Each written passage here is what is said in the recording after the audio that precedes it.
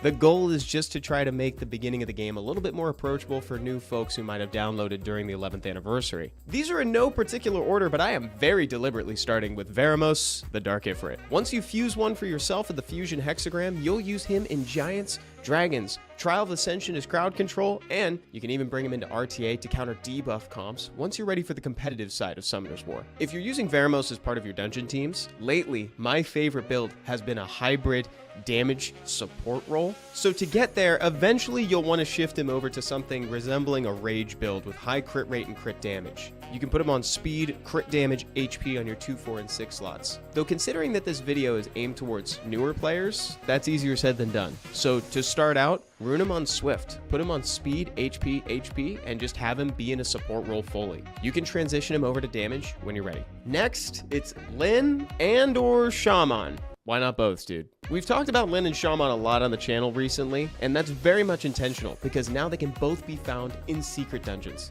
They both offer very much the same thing, which is max HP damage scaling on... The Gym Monster 2 is taking my workouts to a whole new level.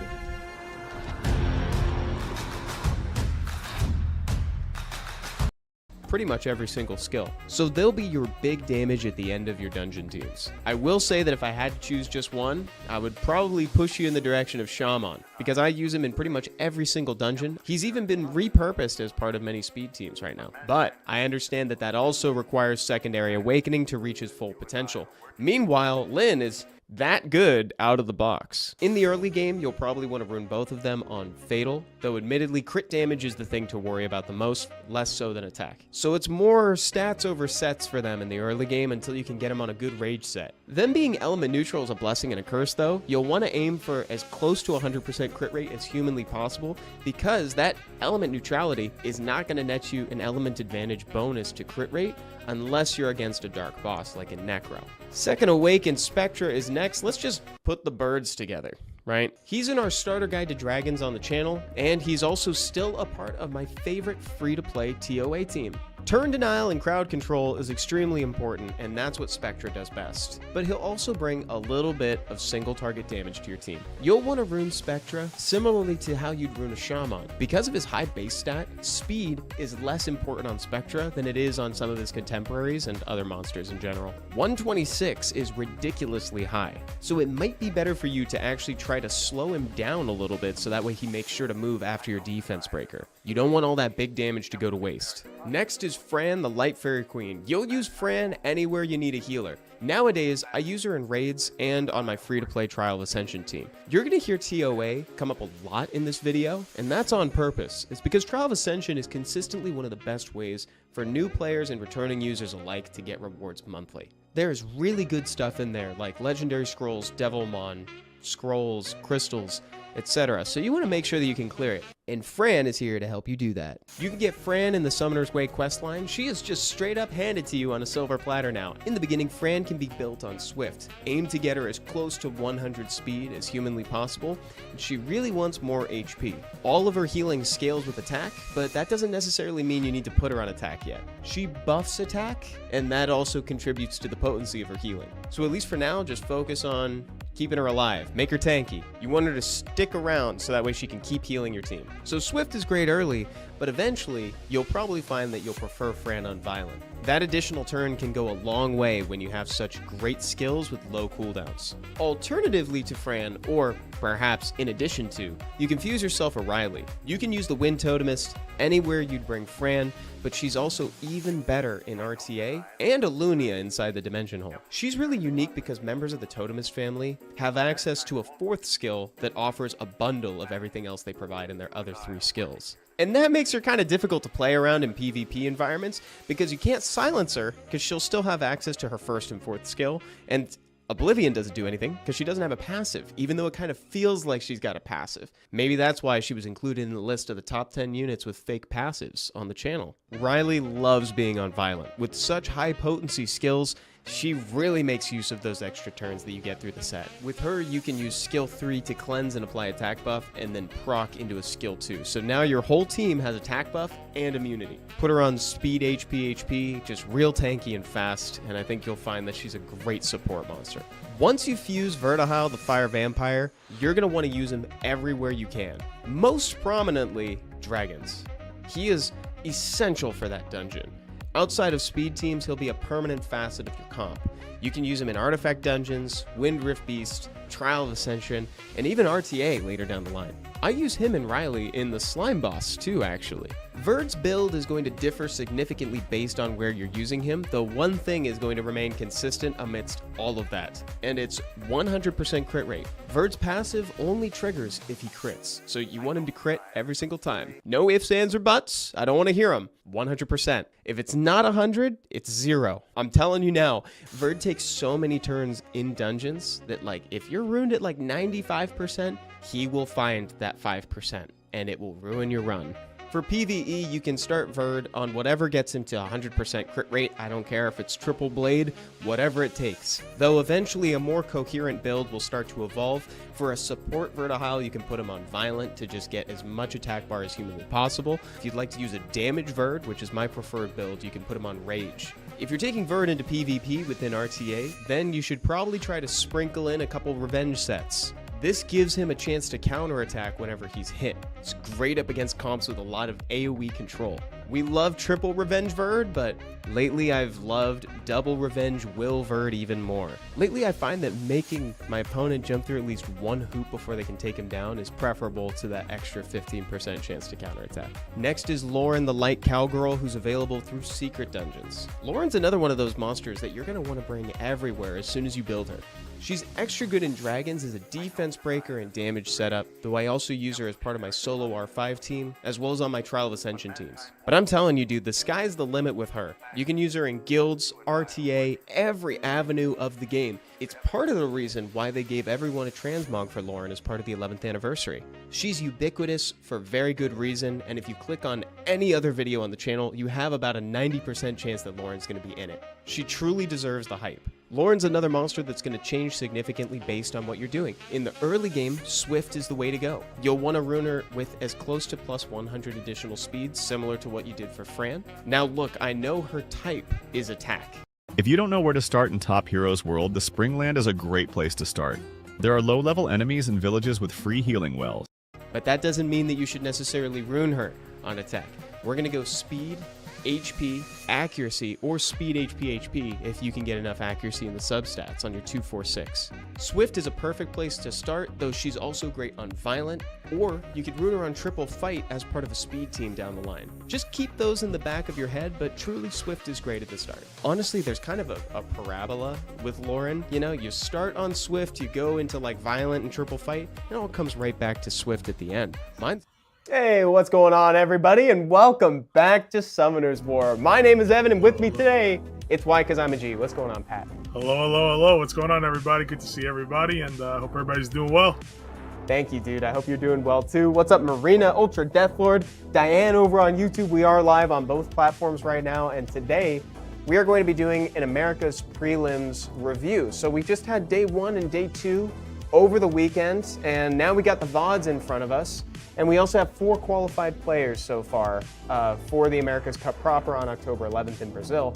And so Pat and I are going to go through it right now and talk about some of the highlights, probably more so focusing on some of the qualified players and stuff. And I think Pat, I'm going to be showing a lot of stuff that maybe you haven't had a chance to engage with yet as well. You know, we can look through and have some fun. I mean, first and foremost, I want to talk about how there's probably at least like 5 or 6 new names that in the prelims that some people may or may not be familiar with. You know, if you play at the the higher end of the ladder, you fought or played against these guys or seen them around. But for the average players, definitely some new names out there, which is refreshing to see. 2, oh my God. God bless Sorry, you. guys. Dude. That sneeze has been a long time coming. I could tell, bro. I could tell. You've been trying to get it out probably for half an hour before the stream started. And it went away. It caught you? It was foreshadowed all the way back in the Soul Strike stream, and now it came out now ultimately. That's so funny, dude. But yeah, no, great point, dude. I mean, just, you know, even looking over here too, Orchid, who gave Ladrillo a really good run for his money, actually. Like, yeah, Orchid did really solid. We also had Zezim on the previous day's banner, who's the first. We have Sappy. We've also, as far as folks who maybe people aren't as familiar with too, Souls Hunter has been around in competitive Summoners War, but you may not remember seeing him so far, because this is going to be a big one. So he was part of that team tournament thing that they had, so that's where you get his name from. But aside from that, I don't think he's been SWC. Yeah. So I'm gonna start out by jumping into Big V versus Badowny, which was our first one. It's also the first step towards Big V qualifying for America's Cup. He's our first qualified player. Badowny's grown a lot between last year and this year for sure. He also got a Velasca. We didn't see it in this one. We do see a Velasca later in the day though, but it ultimately is not like a big deciding factor in the game, you know? Unfortunately. Havoc, welcome back, dude. Pat and I were also kind of talking about like units that have been like MVPs as far as the days 1 and days 2 are concerned. I was telling him about how like a lot of anti-crowd control units are predominant throughout a bunch of regions, but in Americas especially, you see things like Josephine. We saw Josephine picked probably more than ever, I would say. And then Josephine's almost at that. It's almost become that like first pick level kind of unit now too, because it just, you know, it should. A lot of people are predicting like, you know, nerfs coming for her at some point, because she's been superstar, and even before these prelims, you know, like lately in RTA, she's just superstarring everybody. She's crazy, because I mean, you think about all these incidental stuns, and look at the first pick Shiho. That is a consistent theme. People vying for Shiho, and like Pat said, when you have stuff like that just floating around where people are desiring certain units over and over, even amidst Haygang, you'll just get incidentally stunned and you'll just get the benefit of having a Josephine in play. I think because the meta shifted a little bit like off the wind stuff, you know, especially even with like the, you know, the Sonya nerf and things like that, like a lot of water units are having more prominence now. A lot of times water units were good, but the meta has been wind for so many years that like, you know, you almost don't even think to start picking your water units because you're going to get clapped by all these, you know, top tier wind units. But now that the meta shifted off the wind units a little bit, these water units have a lot more prowess, I feel like. That's a very good point too. And like, so here we've already got two staples, two representatives of anti-crowd control before even the star of the show, Josephine, shows up. Got Pater and Mi Ying, right? So things that wake up from stun or can't be stunned in general are like big players right now. And I've kind of like started incorporating some of these into my drafts following what we've seen in the prelims. But I mean, Pat, you were talking about the level of prowess these players have, right? Like it's crazy. You know, you could copy these drafts, you know, but at the end of the day, their rune quality is of a different level, and their knowledge of the game and just the sheer amount of time they put into playing, you know, they're always going to make units look better than they might be. You know, I see like, oh, this guy's going to dominate, and then when you use it, it's like, oh, you know, it's not really doing what his did, you know, but there's a reason for that, and both of it has to do with the fact that, again, their rune quality and the fact that they just have endless reps and experience playing it. They do, yeah. And look at this. So the Dark Demon's going to soak up the ban here. We got another anti-CC unit in Misty. This Misty, this is like foreshadowing, by the way, because later Raigeki is going to use a Misty to extreme success, to say the least. And I'm really excited to show that because I don't think Pat's seen that match. I really want to show it to you, actually. So we might do some jumping around here because this is ultimately, like, as great as this is, it's pretty cut and dry. But we'll kind of let this play out. You know, the Light Jack-o'-lantern OP, Melomane, yes. Dude, he's kind of like, so Pat, people really like to use Misty in like 4-star Special League, but somehow he's I see Misty all the time, honestly, in 5-star. Yeah. Like it never does what people try and pick it to do. Like there is times where it just does, you know, ridiculous damage and stuff like that. But like the reason they pick it is for those like 1v2, 1v3, 1v4 situations, and like you rarely get to see it actually work out completely. But I mean, I guess when it works, you know? Yeah. Big V got a really fortunate like damage setup there. He's got a strong draft, like, but that Pater hit really hard. Dude, he got a proc, got a proc out of that third skill into a big skill 2 on the Bayek, and it's like you can already kind of tell where this game is like going at that point. Yeah, it's already in trouble this way already, big time. Exactly. I'm going to skip it forward for us a little bit. Shiho doesn't have a whole lot to do. And guys, actually, so not to like totally spoil stuff, but I've been doing that Summoners War History short series on YouTube recently, right? And the next one is going to be, like, I'm going to do a few episodes where I kind of focus in on how some RTA staples got to where they are now. And it's like looking back on what they were in the past when they were like storage guardians. And no, it's great. I mean, you get to see how people used to complain, like, oh, wow, finally this thing's good, you know? But, like, you know, they had the right to complain at the time, you know? Dude, but, again, it takes time, but certain things do end up happening, you know, where, honestly, storage guardians become demons, you know? He's right. And Shiho is the first episode, and Pat, he is indistinguishable from how he was like 10 years ago. It's crazy, like in doing research, because it's like, I knew that he had changed a lot. I knew people didn't like him. He was one of the earliest units I remember people complaining about when I first like started playing Summoners War. Like, you know, at risk of spoiling the episode, I hope you guys still watch it when it comes out. His kit used to say the following. It used to attack 4 times, have a 6-turn cooldown, and it would give him 1 turn of immunity. That's it. That's all it would do. That's it. And then like the skill 2 just had a chance to reduce attack bar. That's it.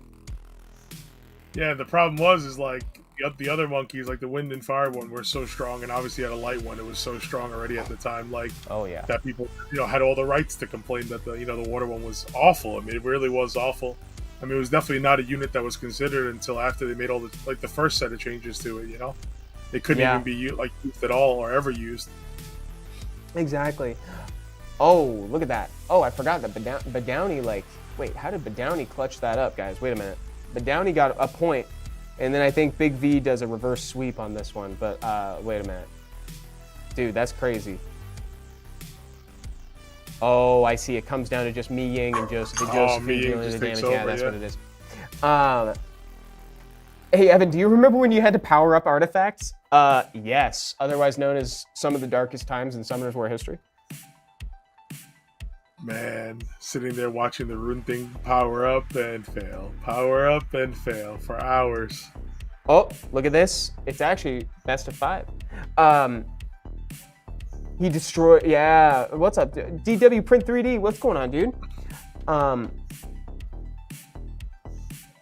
Even was it want to watch some beautiful. What's up, Print 3D? Thank you. Thank you so much. Yeah, so the lore is real, guys. So I'm going to do an episode on Shiho and more. Ultimately, Shiho has appeared in, I think, 12 balance patches. He's at least appeared in 12, which is insane stats.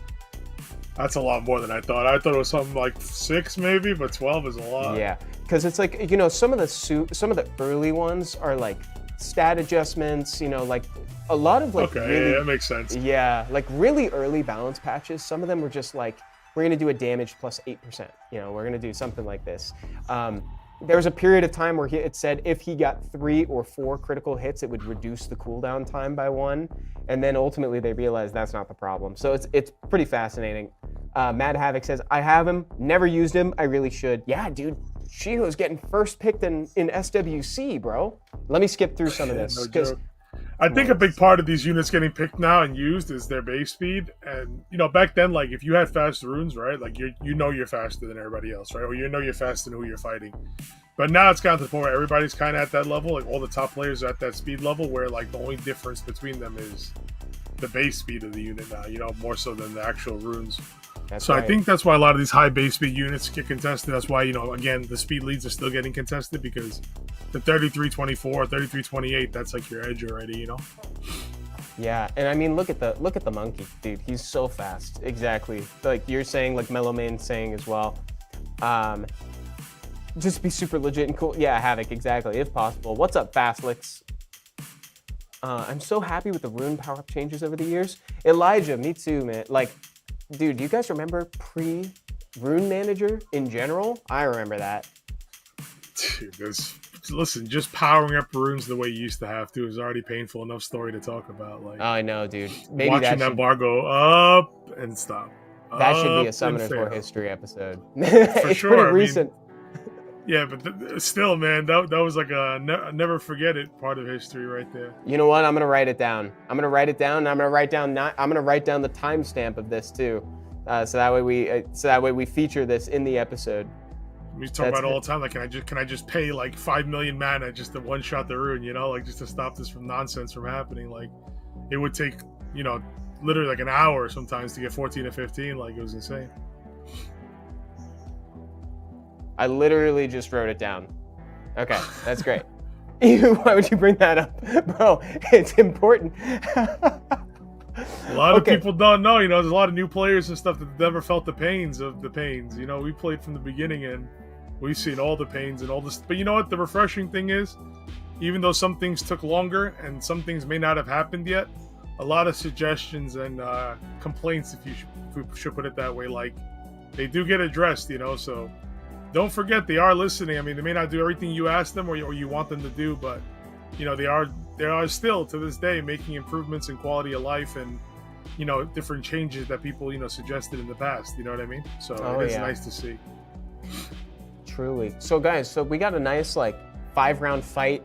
But Downey did a great job. He took Big V to the 5th round. Ultimately, Big V clutched it up.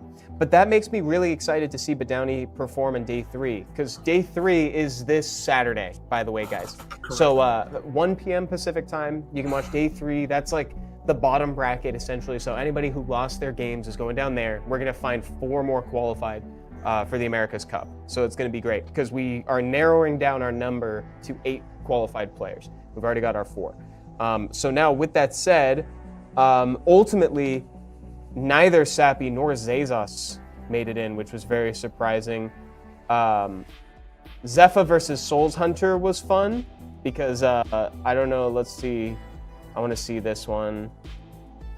Zephyr pre-banned a low elemental, which was very funny. Look at this. How funny is that, bro? Dude, that's some confidence. Disrespect. It's amazing. He said, fight me at your best. I don't need a pre-ban to beat you. And to be honest, I mean, he walked the walk. It's like he doesn't just talk. Man. I mean, at the end of the day, unless the opponent has a really, really, really important unit that is super strong and they rely upon winning, the pre-ban doesn't really, make or break the match. You know what I mean? If the guy's a pretty open drafter, the pre-ban, you ban this, but he has 12 other choices. But when you have guys that have that one killer LD or only one 33 speed lead or something like that, then the pre-ban becomes a big deal. 100%. And dude, that's a really good point from a gameplay perspective. From a player perspective, I think this is so cool for expressing the player's headspace, because we didn't have cameras, right? This is a digital event. Oh yeah, 100%. I mean, this is just the confidence. It's just a confidence shower, I'm him. You know what I mean? Exactly, I'm him. Pick what you want. I'm gonna beat you regardless. And so if you guys have had a chance to meet Zephyr in person, that's kind of his personality, So it's not far off. It's very cool. It shows the confidence. Topa actually said something that was kind of cool. He mentioned that the players in game can see emotes. It's just not shown to spectators. And I thought that was so that was news to me actually, because I'm an advocate for just show emotes everywhere, dude. I want to see them. I think it's great. I think it's good for building up narratives, showing the players' head spaces, what kind of player they are, etc. So I would love to see that, and this is probably the closest thing that we can get to that. So I'm a big fan of that. No, definitely. I mean, you can't see emotes, so this is pretty much it. This is the I'm him swing right here. Stoic literally just jumped in chat to say boo and boo. He's the #1 emote hater in the world. What's up, Stoic? Good to see you, dude. Have you talked to Stoic? Have you heard about his finger? Oh wait, has there been a development? I saw the finger, and that hurts. Which bro. one? The initial bruise finger? Yeah. Wait, is there a new development? Oh, there's been a development. Stoic, what happened, bro? You only have 9 more. Be careful. Oh, I see. I'm outnumbered. I see. I'm outnumbered with the emotes thing. No more nail, but I was. Oh my god. So he got his finger. That same finger got stuck in a fence and it ripped the nail off. almost off. My And then he God. went to urgent care, and the PA or whatever was there just decided to, all right, goodbye, Nail. Oh my God, dude. Yeah, those are the stories you can feel in your bones. Like I was yelling at him when he was telling me on the phone. I'm like, bro, stop talking. I'm like, stop. I know, I can't I literally. feel it. Like you feel it. You feel it in your bones. Like it's when you. My watch it whole in a body paper, tensed up as you were sharing that. feel That's. it, dude. Yeah. I know that I can sense that he's sending me a photo right now on Discord. I can just sense that in the ether. I know that after stream I'm gonna get a photo. That's crazy. I'm so sorry this keeps happening to you, man. I'm so sorry, brother. That's crazy. Okay, so now with that firmly right in the front of my mind, let's go to a nail biter.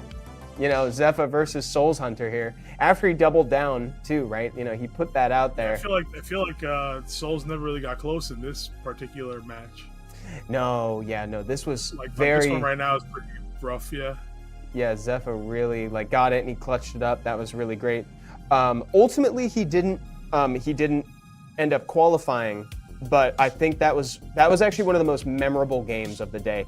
I'm going to jump straight to, I think, Big V versus Zazos, because I mean, bear in mind, like even though you didn't qualify, like winning one match is still a big deal. As it puts you into the next round. Like you get a bye kind of in the next this weekend's day 3. You get a bye for winning one of the rounds, so it's still a big deal to win one. Yeah, it's very important.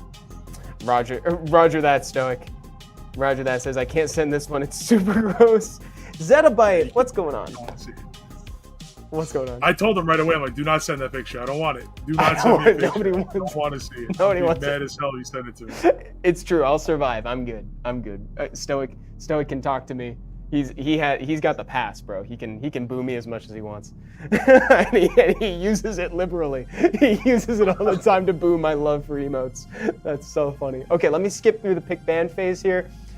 Big V doing a good job here. Like, look at this, dude. You're seeing these anti crowd control units again. Like the Paters over here. We got Juno on the other side.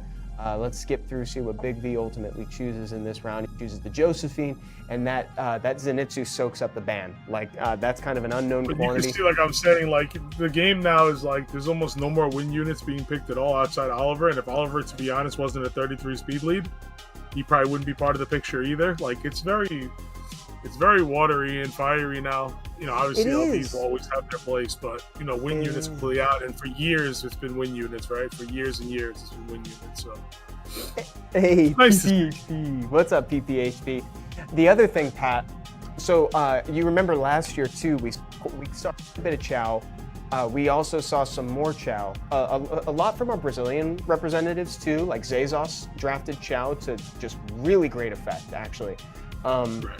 Chow he's almost, equatable to something like a Juno, an auto cleanser, something that just wakes up, except as a damage dealer.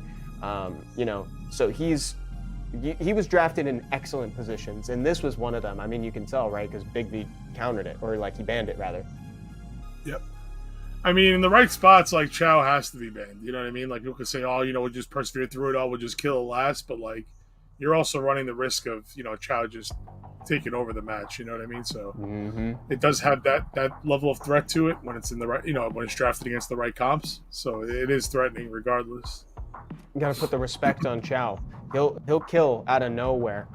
It was also kind of cool seeing Jogun in certain situations as well. Like it's not, obviously it's not in this game, but I liked seeing Jogun again, just at all. I felt like he was out of the meta for so long, people just didn't care for him. But that recent buff where it's like now he gains attack bar did a lot for him, excuse me. I mean, that buff is major. I mean, I feel like he had a pretty decent kit before this. He was just missing one little thing, and like, not that this is like the answer to everything, but this little buff is a pretty good buff, and it made Jogun, put Jogun back on the map anyway. Look at that, dude. Big V already 2-0, and you saw towards the end of that game, it was Patter, it was Josephine, it was Chandra, right? So double water represented. So it's like you're saying, it's a very water-heavy, like RTA environment at SWC. Even to the point that Shiho is getting pre-banned. That is insane.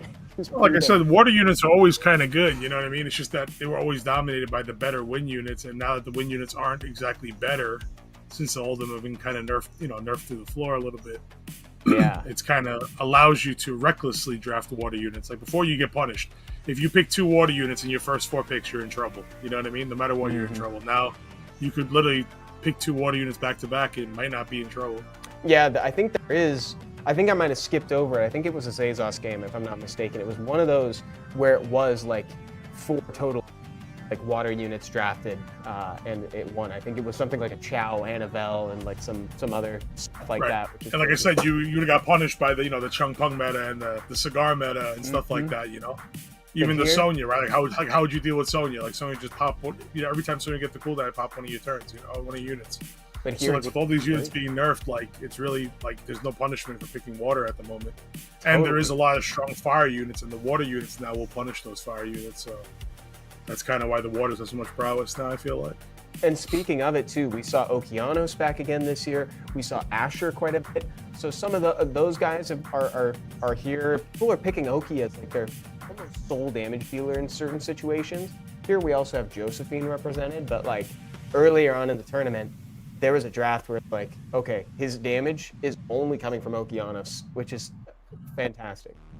I mean, when Oki's always been good damage, like his skill 3 with artifacts has always been good damage, and the issue with Oki was, that buff that they gave him where the skill 2 is a double chance now. Like that's a big deal because again, like any previous Oki player could tell you like how frustrating it is when it misses it misses the strip or whatever. So it made it much better after he got the buff. So I thought that's a big reason why Oki came back, because he was always good damage no matter what. It's just that he was lacking that little bit of extra protection on the strip reset, and now he has that with the extra chance. I want to go back for a second just to show. I don't think I'm going to be able to show it here, but that Aya on the far left, she has been resisting pretty much every AoE that's come her way. And so Zazos actually got genuinely pretty unlucky with that unit, especially, and she's going to take a turn here in a second that is just completely unheard of. So her second skill hits randomly, and it provokes randomly, right? So watch who it hits. All 4 go on the Water Twins. Every single one. So admittedly, he got kind of unlucky this game, but it ultimately was the one that like got him knocked down into next week. Yeah, isn't that crazy? Yeah, what it is a little rough, especially when there's 4 units on the table. That's kind of crazy. And she was like resisting stuff, and like he would be throwing out AoEs, and she'd be the only purpose. one. Yeah, exactly. Her whole purpose. It was like it's actually it is a busted unit too, though. To be fair, it's really busted. But I guess when that happens, it's not busted. Yeah. Okay, so next up we got Zephyr versus Raigeki, and this is a cool one too. So I don't mean to spoil it.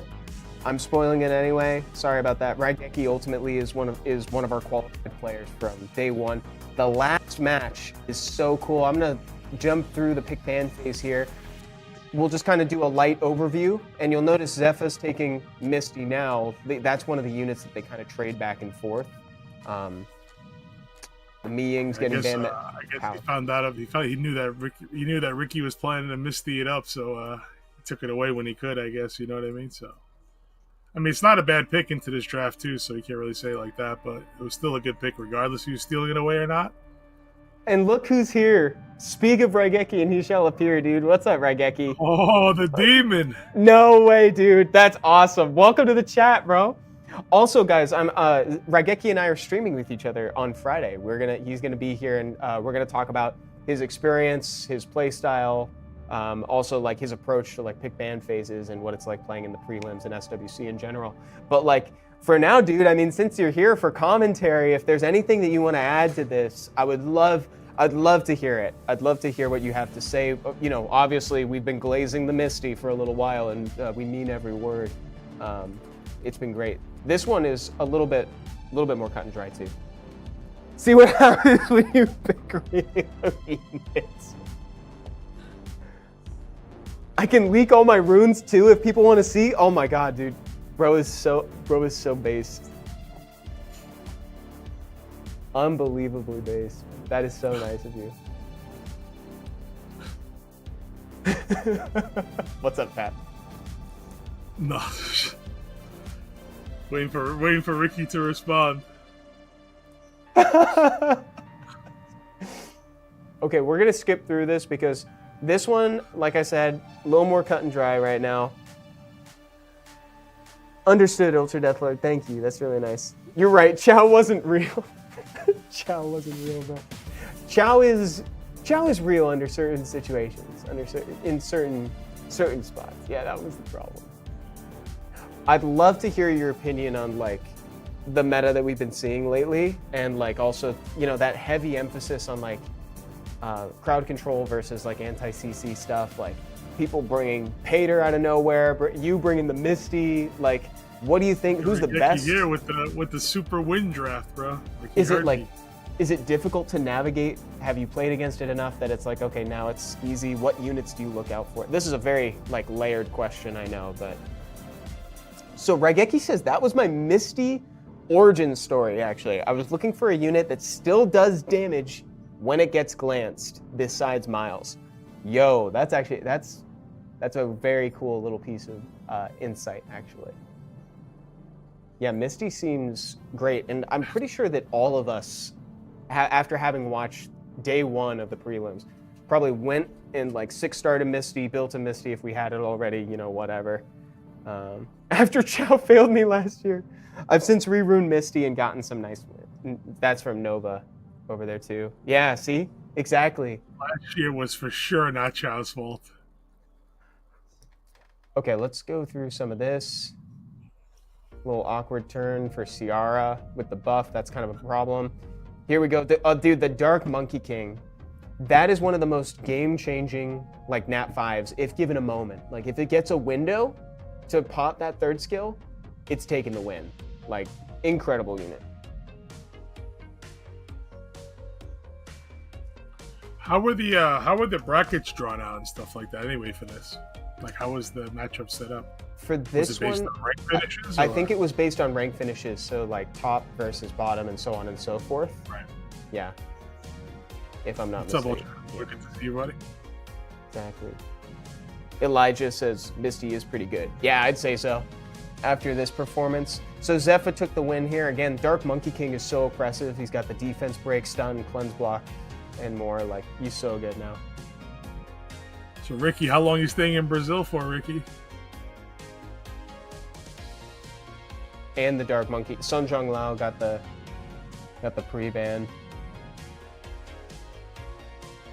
And then we got the Shiho first pick, which was just a mainstay. That's something that I don't think I would have anticipated that years in advance. Like, obviously not. Like, Shiho's just recently become so good. They finally hit a critical mass of balance patches.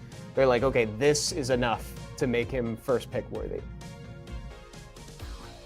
I don't know, that's up to come to us, says Raigeki.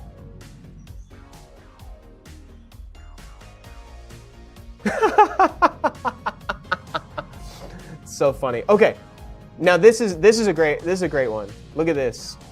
To Velasca. The Velasca? I think this is the one where Velasca makes it through, right? Okay, yeah. Let's watch this. Let's check this out. Is this the match that I'm thinking of? Is this the one? So close to Sun Wukong without actually saying his name. You know, that's his in-development name, actually. A lot of the file, I don't know if I'm allowed, well, it doesn't really matter. A lot of internal files relating to the Monkey King are actually called Sun Wukong, which is funny. Okay, so we got this. Let me accelerate. Well, the actual Monkey King, his name is Sun Wukong. All the other names of all the monkeys are just like they're more like, what's the word? They're more like titles. They're titles to his name, you know? Oh, interesting. Yeah. So all the other Monkey King names are just titles, but his actual name is Sun Wukong, so that's the reason. Do you know the meaning of like some of those names? Like what they describe as the titles? Yeah. That's that reminds me. So we saw Velasca do some pretty big damage. I should say it was decent damage. It was like 15K or something like that on a non-def broken Oliver here. Watch this. Boom, 15.5 or something. Gets the additional turn.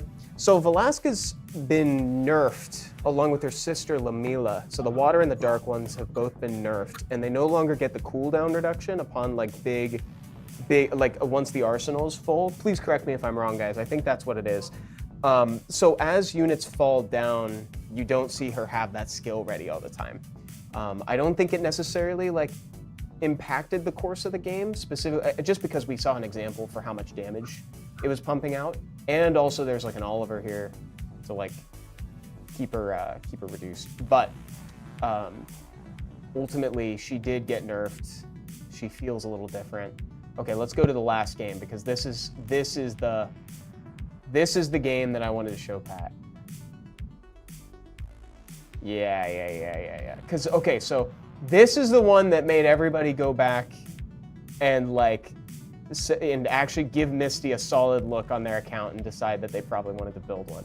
Because like, there's a point in this game where Topa says, Misty's gonna solo here, and I say, what? You think he's gonna solo here? And he goes, yes, I do. And Misty proceeds to solo essentially 3 units. So I'm gonna bring us forward a little bit. Like it's looking like the control is pretty one-sided, and it is, you know, it's like Misty is obviously like not getting stunned. He's regaining his health periodically because of Vamp. Look at that, boom, boom, boom. So he's back up, right? So that was Misty. Let's like let it be known, right? Capitalizes on the defense break. Let's see. I mean, having 2 defense breakers along with the Misty makes Misty do much more serious damage. So. Oh yeah. And so now, right? So all that Mi Ying did was put up the heal buff, and now here comes the provoke and the immunity, and then I think Okeanos finishes off the Mi Ying. So essentially, Mi Ying did. So that's the last kill was Misty, and then these 2 are Misty. So it's like Mi Ying didn't really contribute. I just throwing it out there of how much this Misty does on its own. This is incredibly well ruined by Raigeki. I'll just let it play out at its own speed.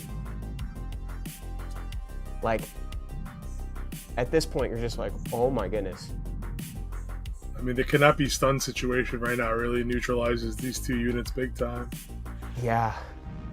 And around that point, after you see Oki rip the 3rd skill and the damage that came from it, and then watch Misty heal it all the way back up, you're starting to feel that inevitability, right? It's like, oh, this is happening. This monster is about to solo. So he just took down the last 3 units. Incredibly well done, and also a super memorable game from Raigeki. That was so fun. Good job, Ricky. Yeah, good job, Ricky. That was awesome. Misty for the win. Yeah, for sure. For sure, dude. He's not just a special league pick. Yo, Ricky's pretty good when you don't mess around. You know what I mean? Ricky's pretty good. And so with that, I'm going to transition us over to day 2, but we had a question on YouTube from Elijah. Said, how do you build Misty? I can't seem to get it right. And this is the perfect person to ask. Perfect person to ask, yeah. And Raigeki said my Draco drafts were also memorable. It's true. I mean, for all the wrong reasons, but if you want to blame Chow, that's fine. Wait, I think I skipped over it, but he also pre-banned Draco at one point, if I'm not mistaken, to keep himself from picking it.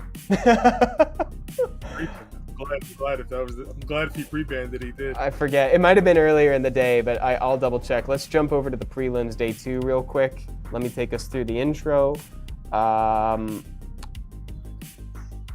versus Ladrillo was actually really good. Orkut took the first 2 games. I think actually, let's watch it because I think it's worth watching just because of how cool it was, how powerful like Orkut was in this draft. Like, you know, he did a solid job dancing around. I'm completely not familiar with this Orkut guy, but yeah. Say that one more time. Not familiar with this Orkut guy. Definitely have not seen him before. So yeah, this was his debut. At SWC at least, which is pretty cool. He's one of the BR representatives as well. And we had high hopes for a lot of them, and like, you know, they did a great job, even though it's like Orkut didn't necessarily, obviously he didn't qualify. He put up a really strong fight up against a favorite from last year in Ladrillo. Yeah, I mean, at the end of the day, I mean, it's good to see these guys out there competing, and it'd be super cool if they're able to play in Brazil in front of the home crowd. You know what I mean? And like we said earlier, none of these guys are out of it, right? So they just have a lot more work to do this coming weekend to get back to it. Oh, and There's also still 4 definitely, spots to be filled. I missed that. He added on to what Pat was saying earlier about the names for the Monkey King. Most of them are based off of things Sun Wukong did in Journey to the West, or people he met. I think people or deities. If you're interested in it, my daughter's been watching this this thing on Netflix. I think it's Netflix. Some Sun Wukong thing on Netflix. It's like a cartoon, but it's like it explains like every it's a very it has many episodes that are really short, but it compacts the story a little bit, but it gives you a good understanding behind it. That's cool. It's one of the more popular, Chinese, I guess, folk tales, if you want to call it that. It is. I mean, and so much that it even got the Black Myth Wukong game a little while ago. You guys, I didn't play that, but I watched most of the game played. I don't own it yet. And look at this. So now we're at the position where Orca is slowly pulling ahead. He's got immunity up. There's less opportunities and look, oh dude, this was devastating, bro. Oh my god, this is one of those just absolutely terrible procs. So like Ladrillo is he wants to hold the bomb, right? Because Pater, killing Pater is what's important here, right? So it's like he could in theory put a bomb on the Water Twins if he wanted to, but essentially doing that is conceding that he's losing his Ciara, because you want to bomb detonate Pater. That's because Pater's the win con. So now right. We see Holy Ground go up, and then we see immediately the dark side of Violent Runes. So wants to hold it because wants to save it for Pater, procs out of invincibility immunity, and now it's well, here we are. So detonate. Might as well. Put the bomb up, yeah. Yeah, see, that's the problem. See, because, that's it happens.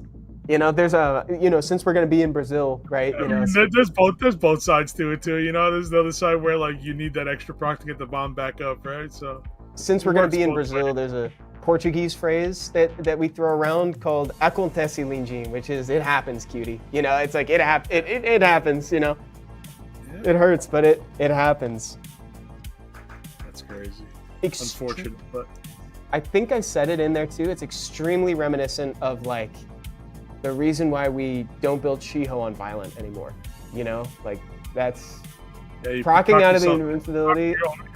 Yep. Ugh. That is the worst feeling in the game. That is actually. It feels like it happens. Maybe you're jaded when you use it, but it feels like it happens a lot too whenever you're the one that's controlling it, that these things happen. It really does, dude.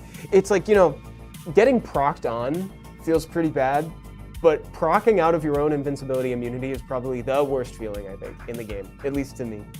All right, let's see this. Yeah, probably. And this is a prime example, too, of what we were talking about with Josephine, Mi Ying. There's the Fire Monkey King is over there, too. So it's all these units that either can't get stunned or they wake up from stun. This is the sort of thing that I want to talk with Raigeki about as well when he's on Friday.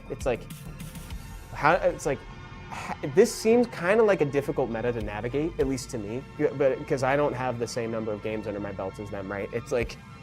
Or I should say, it seems like an annoying set of monsters. These are all extremely persistent, difficult monsters with staying power. If we were talking about a card game, I'd describe them as sticky. It's when you think that something's done away with, it wakes back up again. Yeah, I mean the problem here too is that Orcut actually has a lot of stunner units, which is okay because it'll as long as the Josephine doesn't go crazy, granted it'll proc after the first stun, right? But you could typically keep it controlled only because you have so many other stunners. But if your stuns start missing, then Josephine becomes super problematic. Yeah. If she gets her cooldown up before you get a CC'd again, you're gonna have problems with Josephine because your whole team stuns. But if you can keep the stun chain going, Josephine doesn't do all that much either. And so this one too, I seem to remember watching this and thinking, it felt to me like Ladrillo scooped a little early. Like he quit out a little early too, and you see that even at the end there, right? Like his The Josephine proc, yeah, but the he's already Josephine quitting. procs, but I think he was already reaching for it when like you know that felt. The problem is at that point it was a little early, but at that point it's also really hard. Like forget about the rest of the team. It's probably pretty hard just to deal with even just the Fire Monkey with the units he had left. You know what I mean? Yeah. Like the Fire Monkey is pretty hard to deal with. I'm gonna skip forward. There's some cool stuff in play here. Like I know that at one point Ladrio brings the Dark Nezuko, I think, which is kind of cool as well. But ultimately, neither of these two players ends up qualifying. We've got Vinny here versus Panda-like. I'm just gonna kind of scroll through and see if there's anything cool. We got another ban on Trow here. This is another game. This is a game 5. And watch. We can kind of play this out. You're starting to see the key players here, right? We're seeing a lot of these same monsters back at it again. I know it's Vamp Revenge, I just don't know what stats to aim for. I think plus 170? What is this? Do we know how fast that Misty was? It was plus 170. We know it was plus 170, says Raigeki. I mean, the key to Misty too is obviously, you know, somewhat tankiness, and obviously most of the damage is coming from your additional damage arties and stuff like that. So you don't really rune for damage. You know, you have to probably rune, you know, based on, you know, your artifacts to do the damage, and use rune for survivability, because like Misty does become a 1v2, 1v3, 1v4 kind of unit. Yeah. So if you don't have any kind of like beefiness on it or whatever, at least like it's not really gonna survive the small poke even from all the other team. You said it, man. And yeah, don't skimp on the defense too, right? Like that's something that we've learned over time, but like as HP is on the decline, attack goes up, defense stays the same. All you have is defense, yeah. Exactly. It's the one thing that's there towards the end. So here's a True Whale versus Crocodile. We can just kind of breeze through some of this because there's some really fun, like classic True Whale comps in here. I love that he brought the Zeratul back. Like this kind of felt like something that he was rocking back in SWC 2024. And it's ultimately so fun to watch because look at this. You just feed back in, you just give it back to Zeratul, and then Zeratul just bop, bop, bop. Yeah, I mean, any kind of proc to give Zeratul another turn or Zeratul himself procking is going to be super detrimental. I mean, it's just a unit that does everything by himself, you know, the strips, the and damage, he heals. the dodge. He heals now too. He heals a little now. So it's like he does everything himself. So as long as he gets turns, you're in a good spot. Dang Skippy, dude. Yeah, and if I'm not mistaken, I think the highlight reel was actually just a combination of like Zeratul just slamming into people. It was so cool. Yeah, that's probably the most highlight you're going to get out of that comp. Yeah, Zeratul either way, so. And this time also, so True Whale takes the Shiho first, Crocodile takes the Zeratul from him, but we were, you know, Topa and I were talking about it. Something True Whale sometimes likes to do is mix up the comp. So, you know, you're getting adjusted to the comp he just brought, but now he's not bringing it anymore. So he's trying something different. It's one of the luxuries of having a lot of really good runes and a lot of units. You know, if you could do that. Like a lot of people would love to do that. You know, it's just not really in the cards. You know what I mean? Right. It's very contrary to what we normally tell people to do too to get better at RTA. Because, like, you know, if you you're want just to focus on it. Yeah. I mean, you got to just. At the end of the day, you know, you could do fine with what you have. You just have to, you know, work on improving what you have. Like sometimes too many choices are a bad thing, you know, so it's not necessarily a good thing. I'll let this one play out because this is I mean, just look at the content that we have here. I mean, we got the Dark Demon recently buffed. We got the Zeratul, we got Julian. These are heavy hitting units that are fun to watch. Very cool. It's definitely a lot of damage on that side. Oh, Stellar. What's going on? Zeratul just slamming into people? Zeratul delivering straight claws. Have a great stream, sir. Evan and Whycuz. Thank you so much, Stellar. Thank you. Fast, tanky, plus 100% crit rate. Any crit damage? Says Elijah.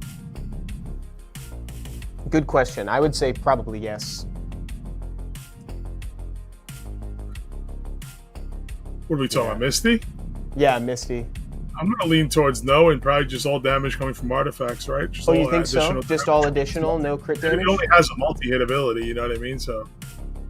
Yeah, that's So I'm that's a good assuming it's point. all additional. I mean, I don't have a Misty. I don't have Misty ruined up, but like based on my presumption of what it is, like it would be all additionals and just built beefy.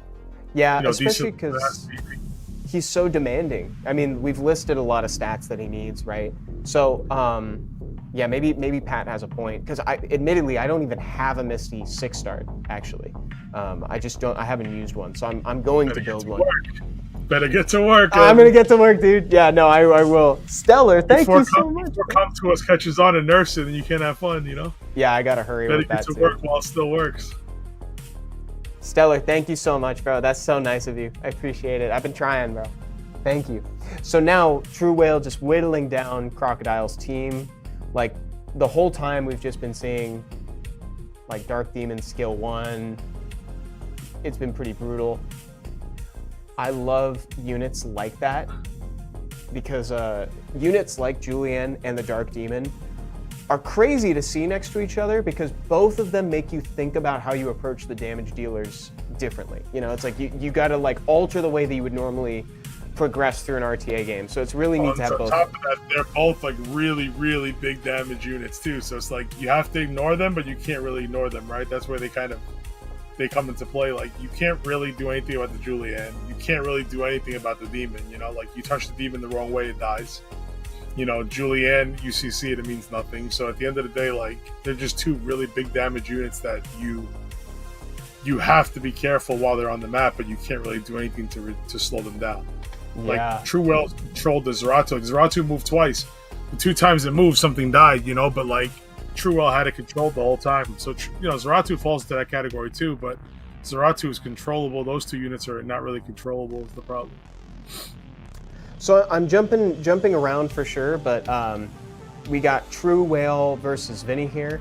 Oh, I thought he didn't. You know what's so funny? I thought that my memory is. I mean, there's a lot of games. I forgot that True Whale picked Zerato. I could have sworn he didn't pick a Zerato this whole time. Maybe it gets banned. Oh, it got banned. Yeah, that's. I was like, I swear, I was pretty certain I didn't see a Zerato. So let's jump into it.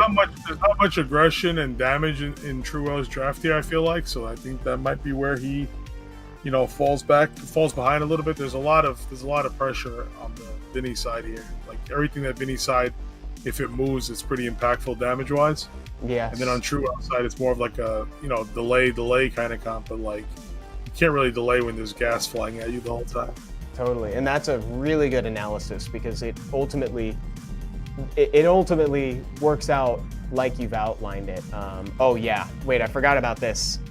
We skipped 10 seconds and the game's over. You got to see this. The Asher, I think, is he confirms the kill, and then it's like he doesn't even have to burn a skill, and then at this point it's like the game's pretty much over. Now it's like realized. I mean, there's no more damage on that side. You know, like that was the only sort of damage dealer. You know, was the Oki. So True Whale drafted a little too passive on that one for sure.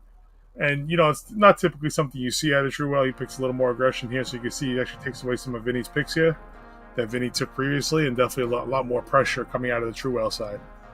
Exactly. Yeah, I mean, you know, before there was, like Pat said, there wasn't enough damage, and now it's like we've got the Shiho, we have the hybrid crowd control damage dealer Gianna, and then we've got the Masha that he took. So it's like, yeah, he really went the extra mile to amend that problem. But I think he might have went a little too far to amend the problem this time, where he's too gassy, and if he can't confirm probably like 2 kills immediately, he's probably going to be in trouble.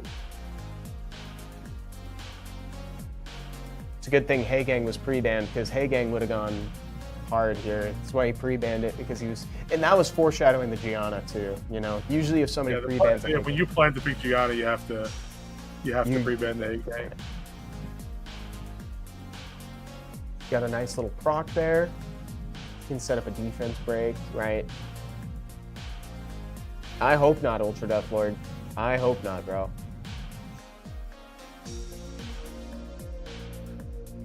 He's really thinking about it. He doesn't have great targets for this.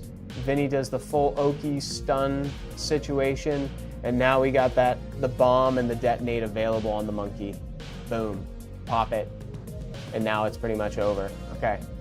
The other problem there again is like Vinny actually he drafted Raccoony like Truewell did before, but the difference is Truewell banned the Raccoony and Vinny let the Raccoony through, and the difference there is like you're literally, yes, you're giving the person more sustain by leaving the Raccoony in, but you're also taking away a pressure unit, right? Like Truewell took away the sustain unit, but he allowed Vinny to still have pressure units. So like in a pressure versus pressure side, now it's kind of like a coin flip on who's going to win there, Yeah. So that was the difference between the ban. And now let's see what they draft here. Very well said. Oh, the Aya pick is great. I'm also a big fan of the Wind Twin Angels, like with Hagang, because they provide all the buffs to keep refreshing his passive, so he has more. That's the thing people make a mistake with all the time when they pick Hagang. They pick Hagang just to counter that turn one, and then Hagang becomes kind of like a sitting duck the rest of the match. Yeah. But whenever there's something else that can make the Hagang be effective again, that's when Hagang really shows off his strengths, because it's a ongoing thing, not just the first turn one with Will, Right. Like, that's the thing that I constantly have to remind myself, dude, is just like, yeah, if I'm picking the Hagang, it's got to be because I see like a Gianna or I've got buffs to refresh. And actually, I think that's part of the reasons why he was so strong in this current meta too, because it's like when you pick units like Josephine that are constantly refreshing with shields, it's like now the Hagang gets to feed off that. You might be a little water heavy but as a result, but you at least are feeding his passive. I forget which one True Whale bans here. He bans the Aya, which I think is the right choice. Aya is so scary. And just accidentally put buffs on her. There was a period right after she got that buff where people were just kind of picking her even if there wasn't like any AoE like debuff options at all. I think we're kind of mostly past that phase, but like she would just incidentally get a dot on her or something like that, and it would just devastate the enemy team.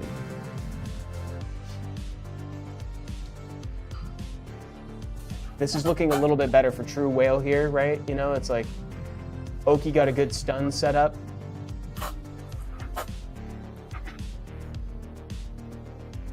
Juno wakes up. It's kind of like at this point you're just waiting for Ciara's skills to come back online so you can kill the Juno. Yeah, that's the two main issues on the side. But again, if the Shiho procs here, he kind of turns the tables a little bit. Yeah, but, I kind of disagree with that hit on the Juno. It's like, it's little stuff, but also little stuff like that can also decide a game. It's like, yes, you're getting her lower so that Oki could potentially finish her off, but it's like you risk getting like what Juno's not built on revenge, right? So you got to be careful with stuff like that. Yeah, and every time you don't want it to happen is when it happens, Yeah, and it's like, to a degree, for what, right? Because it's off element. I think maybe it should have gone into the Shiho to cycle or something like that. And now ultimately you leave yourself into a situation like that where now it's like, yeah, Oki better show up because otherwise that Juno's going to be a problem. Right, that's all you got now is the Oki to kill now. Yeah. And it's like, that should be enough, but still. Oh, you were? Oh, dude, that's awesome, Ultra Death Lord. This sounds like heaven. What's up, Waddles PK, Mr. Penguin King? We see Oki with the stuns. We see the pressure put on. We're going to accelerate through this here, right? Let's go. Okay, so now things are getting a little dicey. Things are getting a little, but things were looking really good for True Whale, and then they were looking really good for Vinny. Now we're looking good for True Whale again. Or I'm sorry, now it's good for Vinny again. It's like they keep passing this back and forth. You're talking about very, very high caliber players with extremely strong accounts and obviously crazy runes, Gilby's and stuff like that. So like the matches, if drafted properly and not like ridiculous RNG one way or the other, the matches should be going like this, They really shouldn't be like a clear cut, like, a winner at the start, Uh-huh. You saw two really high caliber accounts. And then it's like Vinny refreshed the skill, and then like, boom, the slight touch, and then just like that, Vinny with the 3-0 against True Whale. Very, very good plays. I think for that one, the break point was probably, as silly as it was, I actually think it was the Ciara on the Juno getting counterattacked. I actually think if he cycled off the Shiho instead, right? Like, as crazy as it sounds. Any less damage you could take on Sierra, it's not about the Juno Revenger and getting like bar. Like any less damage you could take on Sierra. And that's my point. Sierra could last another turn, right? And one more turn is all Sierra needs to really change the game, you know? Exactly. So I don't know if it's like exactly definitely the breaking point, but it's definitely potentially one of them. Like it's definitely on the table that had a lot to do with it, you know? Because it's like when you look at the 3 units that are left, right? Like the Wind Twin Angels, you know, the Oki, etc. It's like these are units that'll traditionally have a hard time killing Juno, but it's like Ciara can do it so long as she bomb detonates, right? So it's like imagine attacking into the Shiho here, getting bar instead of risking that, and now she's low. So now Juno taps her, and now it's all all of a sudden this Ciara is kind of gone. Right. Otherwise she doesn't die here. Yeah. Yeah. So it's complex, right? You know, there's a lot of like these intricate decisions that may or may not end up. It's good to like rewatch these things sometimes. Like you don't really catch it the first time a lot of times, and like you know, it's like you don't really think like, oh yeah, I lost because of this, but like maybe it wasn't because of that. It's because of something small like that. You know, the extra 4,000 damage that you took that could have been avoided. You know. Yeah. That would have made it. So like you can't really say it's right or wrong. You know what I mean? But in hindsight, it's much easier to say that, oh, it might have been wrong. You know what I mean? 100%. And it's like, exactly, we're reviewing. Did I see that as the point live? No, not at all. It wasn't that obvious. You know, it's not something you can like really trace back unless you do exactly what Pat was just mentioning. Just one of the reasons why we say like, you know, reviewing replays is a really strong thing you can do. Exactly. Oh, I think I might have gotten disconnected, but let's see. But either way, I mean, we had already watched the end of it, so that's totally okay because we'd already seen the end. I was just kind of brushing around looking at it. And also, I can jump over to some Summoners War in the meantime just to have something in the background. But yeah, so it's like, did we see that in the moment? No, I didn't see that in the moment. I don't think a lot of people necessarily would have. But that's the level of play we're talking about too. It's like we're one wrong move, potentially devastating. Right, like I said, you'll never catch it at the time, you know, but it's always a hindsight thing. And again, everything, you know, hindsight 2020, everything's much better and much easier to see and tell in hindsight. So again, not necessarily that was the problem or that was a turning point, but it very well could be, you know, so yeah, that's definitely a thing. And so to the chat as well. So the whole point of this too was to have that kind of like day 1, day 2 overview, take a look at some of the players that have qualified. And I want to remind everyone that we still have 4 people to decide for the America's Cup proper on October 11th in Brazil. And that's exactly what we're going to be doing on day 3, which is this Saturday, 1 p.m. Pacific time. It's going to be a really fun time. The bracket is super stacked, by the way, because everybody who might have lost their set during days 1 or 2 is going to be there on day 3. So I don't know. I'm pretty hyped. Are you going to watch it, Pat? I will definitely watch it. I look forward to your stream with Regeki, honestly, next week. And if you guys get a chance, either, you know, check out Regeki streams or definitely go check out that stream with Regeki. He's, you know, he's played, like, honestly, mentally, he's definitely not an underdog. But account-wise, he's played with an underdog account for a very long time, and he still finds success with it. The guy's a super brain, a super genius for the game. You know, go on his stream, pick his brain. You know, don't be like the annoying people, like, oh, can I see your runes? Or how fast is this? How fast is that? But to ask any kind of, like, questions that are just informational, like, informative, like, you can learn so much from Regeki, because, like I said, he's one of the people that are really playing from behind. And aside from last year where he didn't feel like playing, obviously, when he actually wants to play, he's definitely a force to be reckoned with. So, like, if you guys want to learn about the game, Regeki's definitely one of the guys that, you know, I'm not saying that because he qualified for America's Cup, whatever it is, you know, he's my friend, yes, but he really has a brain for this, and he really, really plays from behind, and he finds a way to come out on top. So definitely, you know, check out that stream with Evan and Regeki, and make sure you check out Regeki's stream himself, and you can actually pick his brain and learn a lot from him. That was a great message. Oh, yes, dude. Command SWGC. Yes, this just came in. This is the new Guardians Club backpack. It was absolutely free. It's really cool. They're new and improved. It actually fits a laptop bag in there now. The old one's a little tight. And it comes with a thank you card It comes with these little key thing that they make all the time. You can't see it. See it sort of. And that welcome pack in there too that he's holding. And I then love this. Is, keycaps. This is Summoners War keycaps. And it's got a little clicker. You guys are crazy. Absolutely free to sign up for. They mail free stuff to your house. You can potentially win free trips, constant giveaways, and like I said, things just get mailed to your house. Like randomly, they ring my doorbell, and I got a new backpack. You know, so sign up for the Guardians Club. You're absolutely nuts if you don't. Yeah, dude, I love that. Should be the slogan for Guardians Club. I mean, like it costs nothing and you get free stuff. Like, what? Where is that a problem? Like, I love it, dude. I love it. Dude, so true. Cryonic Bond. So yeah, guys, actually, if you want to see the backpack more, we actually have a YouTube short comparing version 1 and version 2 of the Guardians Club backpack, and we also have one on the fidget toy and the keycaps. So take a look at that on the YouTube channel after this. It's definitely new and improved, guys. I have version 1, I have version 2, and version 1 is like, you know, the book bag you had in like 2nd grade, you know what I mean? Yeah. And then like version 2 is like the next level grown man book bag, you know what I mean? Yes. It definitely does everything in the bag to do. It holds what you need it to hold, and it's pretty nice looking too. So like I said, it's not even about the backpack, guys. You know, throughout the year I've gotten so many different things just for being part of the Guardians Club, guys. So again, you know, I don't get paid anything or anything like that to say this, but I think you're crazy if you don't sign up for it, because if you like the game, you like the stuff, you're getting free stuff. Like, where's the negative? You know what I mean?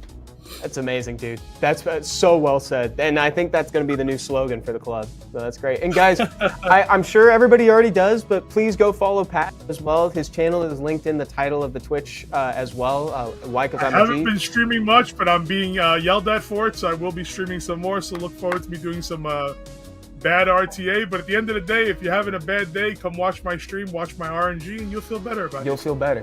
Yeah, it's exactly. Everybody's RNG is better than Pat's. I've been messaged many times. Like, thank you for making my day better by your day sucking, you know? That's hilarious. This was so much fun, Pat. Thanks for streaming with me, man. Thank you, Evan. It was great to watch the reviews of the prelims, and yeah, I'll definitely check it out this Saturday, the day 3. Make sure everyone else checks it out as well. And I look forward to next week's reviews if that's what we're doing, if that's what whoever's doing next week. But I'll definitely catch you guys in the next one. Thank you again, Evan, and